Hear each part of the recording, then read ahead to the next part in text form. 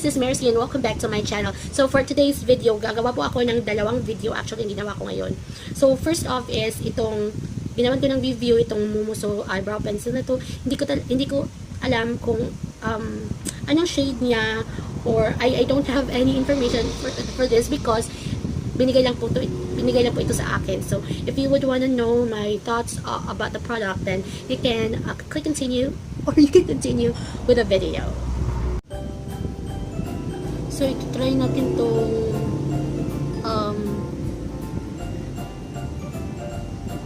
binigay sa akin ni An na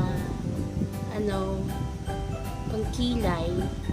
It's from Mumuso. Ayan. So I'm really very excited to use this one.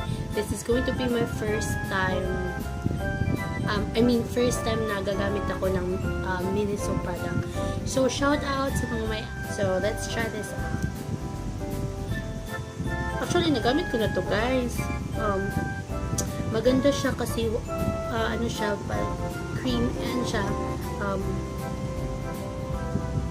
Madali siyang i-glide sa kilay. Of course, mag-outline na tayo ng kilay. At gustong gusto ko yung shade niya.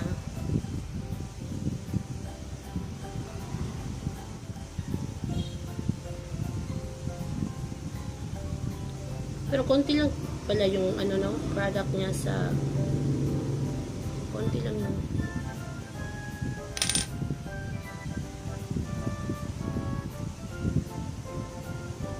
ayan, konti lang yung product niya sa loob. So magtikid-tikid tayo.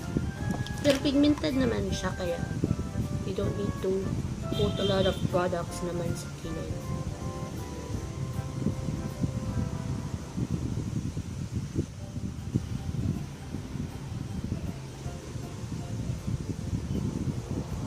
And you can easily blend naman the products.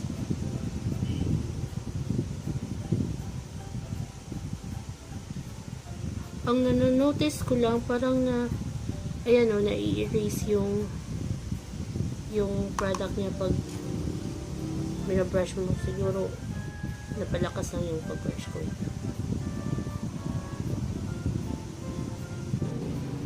Diba sabi nila, dapat sisters? Hindi sisters to. Kilay niya, parang malayong magkamag-anak eh. Okay. So, ayan na po yung kilay ko. Bigyan muna natin ng concealer.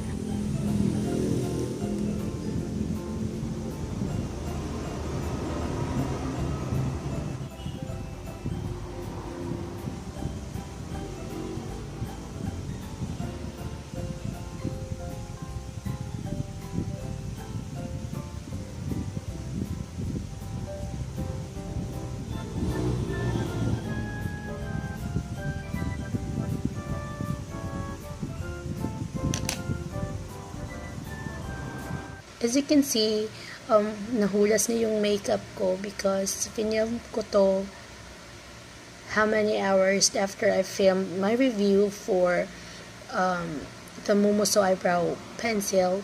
I actually also filmed another video, however, naisipan ko na wag na lang ituloy yung video na yun kasi ano siya, parang hindi ko bet yung outcome. Anyways, let's proceed with this one. I actually filmed this one because na-erase ko yung clip na dapat pang outro ko sa video ko, and since this is really very important, that's why I decided to just film right now. Anyways, because supposedly dapat i-share ko sa inyo dun sa clip na yun yung thoughts ko about the product. However, it was deleted, so I had to redo it. So now I will be sharing to you my thoughts about the product. Pigment wise, it's really very nice. Yung color payoff niya, lumalabas naman.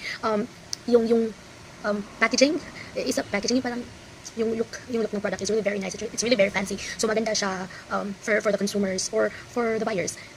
What else? I'm not sure if it's affordable. I'm not sure about the price kasi nga binigay lang sa akin yun. Ng friend ko. Binigay lang sa akin. So I'm not sure how much it was. And however, yung downside lang na napansin ko, yung I don't know if it boils down to blendability. But nabiblend naman siya, pero hindi siya masyadong pahirapan yung pag-blend niya.